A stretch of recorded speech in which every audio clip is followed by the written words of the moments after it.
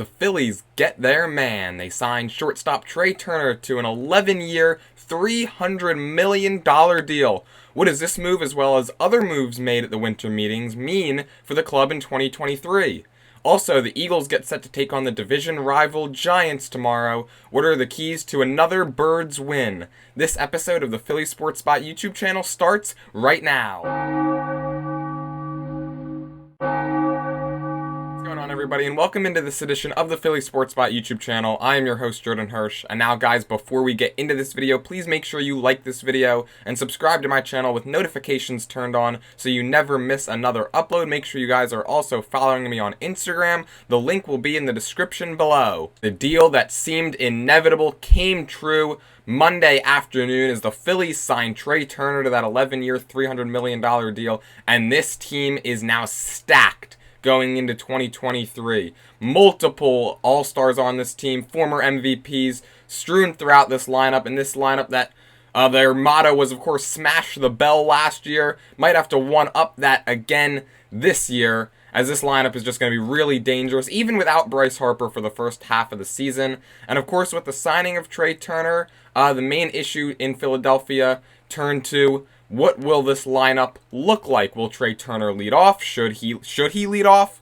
Or should Trey Turner bat second? Where will the Phillies put Trey Turner in the lineup? And I think his press conference gave a little bit of hinting at what the Phillies plan to do. And, I mean, the way Trey Turner made it seem is he said that he talked with Kyle Schwarber a little bit about what's going to go on, and the way they made it seem is it's going to be basically left up to the manager, Rob Thompson, who basically every move he made in 2022 seemed to work out. So I think letting Topper handle that move, I think, is probably the best way to go for the Phillies. I believe that Trey Turner should be batting second and Kyle Schwarber should lead off.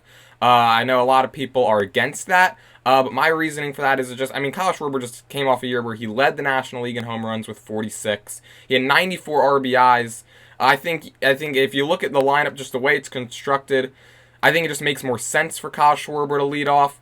Imagine this scenario. He starts a game with a bomb. Now Trey Turner comes on. He's more of a contact guy. He's obviously going to hit for a lot of power as well. But he comes on single, stolen base. He had 27 of those last season, and stealing bases this year is going to be easier with the bigger bases and the pitch clock and the pickoff rule as well. So Trey Turner gets on first, steals second. Now, of course, is later in the year, Bryce Harper comes up, and he's a guy who's, of course, more of an extra base machine. He hits a double. Now, all of a sudden, it's 2-0 Phillies. Harper's on second. There's still nobody out, and you still got to deal with Realmuto, Hoskins, and Castellanos, who I think is going to have a bounce-back year. I think Trey Turner leading off would also kind of screw up the lineup a little bit, just because it would mean, I mean, you wouldn't bat Kyle Schwarber second, you would think, at least once Harper comes back, because you're not going to have two power lefties back-to-back. I think the Phillies are going to go back to Harper in that 3 position. I don't really see them sticking with him in a cleanup spot like they did at the end of last year and into the playoffs. So if you did have Harper in the 3 position and Turner leading off, that would bump Schwarber all the way down to 5 most likely. And that's a lot of at-bats you're taking away from the National League home run leader. I just think it makes more sense for him to lead off, Turner to bat second, split up those lefties, then Harper third. I'd go then JT fourth, kind of the rest of the way, the same as what they did at the end of last year. JT, Hoskins, Castellanos, and then Bohm, Stott, and Brandon Marsh. Trey Turner news that came out of this signing is that he actually turned down more money from San Diego to come here to play with Philly. Of course, he turned down what was reported a $342 million deal from the Padres, which would have made him the highest paid shortstop in baseball history as well. But instead, he turns down that offer, comes to Philadelphia. And I think Philadelphia is really becoming a place where players, big-time players especially, want to play. I think Bryce Harper really has made this kind of a reality, as well as the front office, Dave Dombrowski, John Middleton, their willingness to spend and try to go win. And I think the fans, I think you have to give credit to the fans, not only for this signing, but the other 2 signings that I'm going to get into a little bit later. I think there were a lot of players this season that were sitting on their couches watching the Phillies in the playoffs and watching just the fans' reactions and just how loud they were the entire way throughout the playoffs. I think I mentioned it in a previous video. If not, I've definitely been saying it all along, that players like Trey Turner, again, Taijuan Walker, Matt Strom, all these players were sitting at home and just going, whoa, when they were watching this crowd in the playoffs. Trey Turner mentioned it in his press conference that this is a city, a very passionate city, and a city that he sees himself really wanting to play in.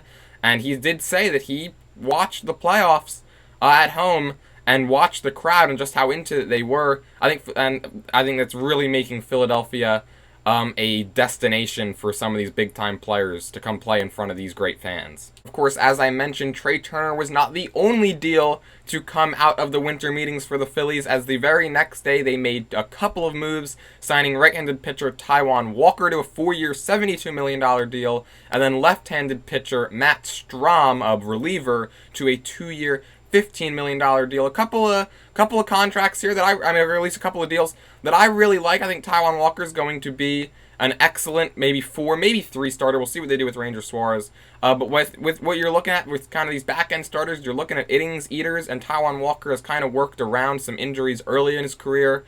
He's made 29-plus starts now the last 2 seasons with the Mets, and that's kind of exactly what you want out of what's most likely going to be your number 4 starter. Taijuan Walker had probably the best season of his career this past year, going 12-5 with New York, putting up a 3.49 ERA and a 1.19 WHIP. All in all, some really good numbers put up there by Walker last season. The story with Taijuan Walker over the last 2 years is he's been a pitcher that pitches well the first half of the year and kind of stumbles the second half of the year. If you take a look at his 2021 stats, during his first 16 starts in 2021, went 7-3 and posted a 2.66 ERA, only to falter down the stretch and go 0-8 with a 7.13 ERA after the All-Star break. It was kind of the same story last year, as he went 7-2 with a 2.55 ERA during his first 16 starts last season, so basically the same type of numbers as in 2021, but then again kind of fell apart down the stretch, as after the All-Star break, 13 starts,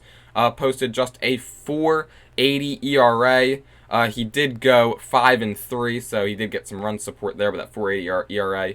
I mean, again, for a number 4 starter, not terrible, but not what you're looking for out of a championship team. I don't really think that's going to be too much of a concern. Again, he's coming over to a different organization with different coaches, different stadium. It's going to be all new for him, and I don't really think we should buy too much into his late season struggles with New York. Last move the Phillies made at the winter meetings was signing left-handed reliever Matt Strom to that 2-year, $15 million deal. I was really hoping that the Phillies would go out and sign a left-hander for their bullpen, and that's exactly what they did. I think Matt Strom is going to be a pretty effective bridge guy. I think the Phillies have Alvarado and Dominguez at the back end of their bullpen. They've got some good middle relief in Connor Brogdon, Andrew Bellotti, and company. And I think that Matt Strom is probably going to be maybe your 6th, 7th inning guy, somewhere in there, try to bridge games to Dominguez and Alvarado. If you look at Strom's statistics from last season with Boston in 50 starts, he went 4-4 with a 3.83 ERA and a 1.23 WHIP. It's also worth noting that he struck out 52. Matt Strom's another guy that's kind of dealt with injuries throughout his career, another guy that's kind of been up and down, like Taijuan Walker. He's been with San Diego, he's been with Kansas City, so he has some postseason experience.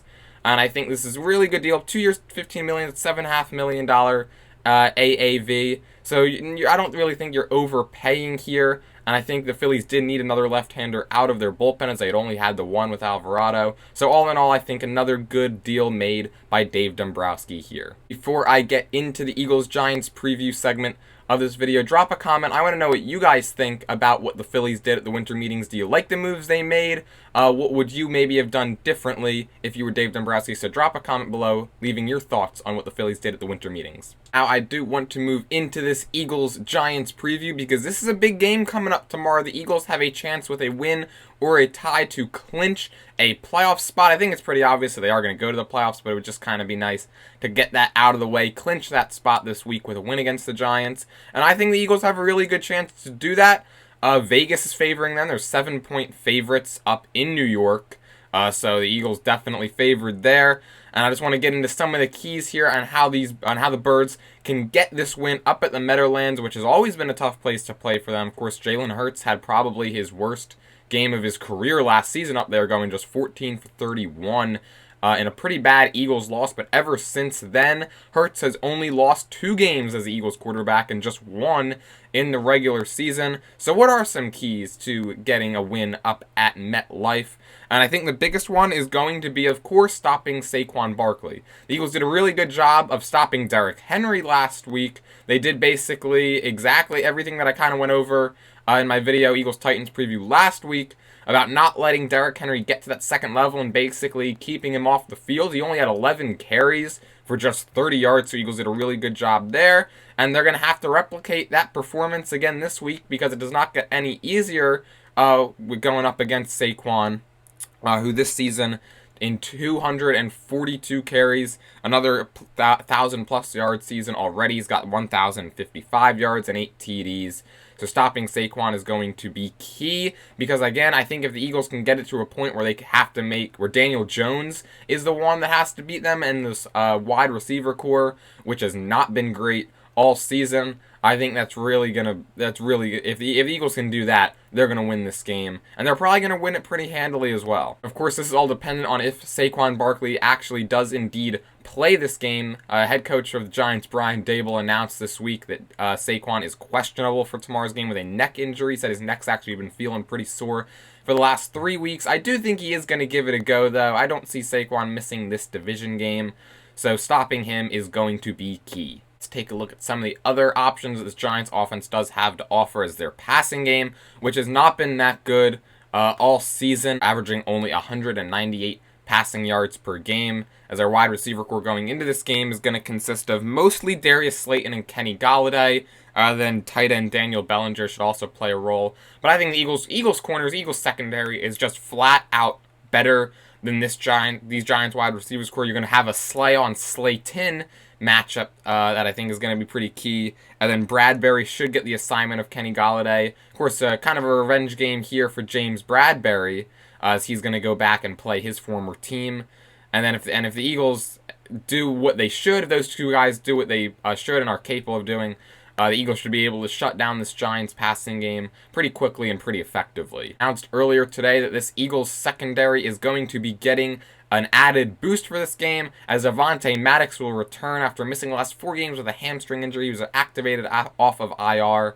Of course, the Eagles had opened up that 21-day practice window for him earlier this year, and the Eagles just announced today that he is good to go tomorrow, so definitely a boost there for the Birds secondary. Another big key for the Eagles in this game is going to be how their offensive line, which undoubtedly has been one of, if not the best offensive lines in football this season, stacks up against the Giants' defensive line, which undoubtedly has been one of, if not the best defensive lines in football this season. They're led by rookie Kayvon Thibodeau and Azeez Ojulari, along with their nose tackle Dexter Lawrence. It is worth noting that Leonard Williams is doubtful for this game. It's going to be really interesting to see how the Eagles' offensive line goes in this game. Of course, they just faced a very hard-hitting and tough defensive line in Tennessee last week and basically just manhandled them the entire game.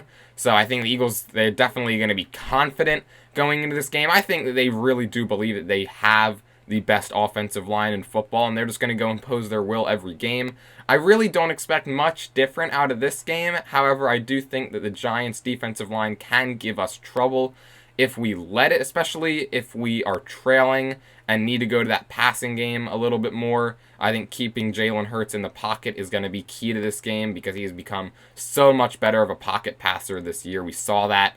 Just his reads were absolutely incredible in the win last week over Tennessee. And I think keeping Jalen Hurts, allowing him time in the pocket to be able to make those reads, let these receivers get open, is going to be a major key in getting a win up in New York tomorrow. To my game prediction, these division games are always tough. However, I do think the Eagles are going to get out of the Meadowlands with a win. I think it's going to be a tightly contested game most of the way. I think the Birds kind of pull away a little bit in the fourth quarter, and I have the Eagles winning this game 30-17 and improving to 12-1 and clinching a playoff spot. Alright, that is going to wrap things up for this edition of the Philly Sports Spot YouTube channel. Again, make sure you guys like this video and subscribe to my channel with notifications turned on so you never miss another upload. I post every Saturday. Make sure you guys are also following me on Instagram. The link will be down in the description below. Or you could just look me up. It's at Philly Sports Spot. That's PhillyssportSpot. So just one S between sport and spot. Till next week, guys, let's go Birds. Let's clinch a playoff spot against those division rival Giants.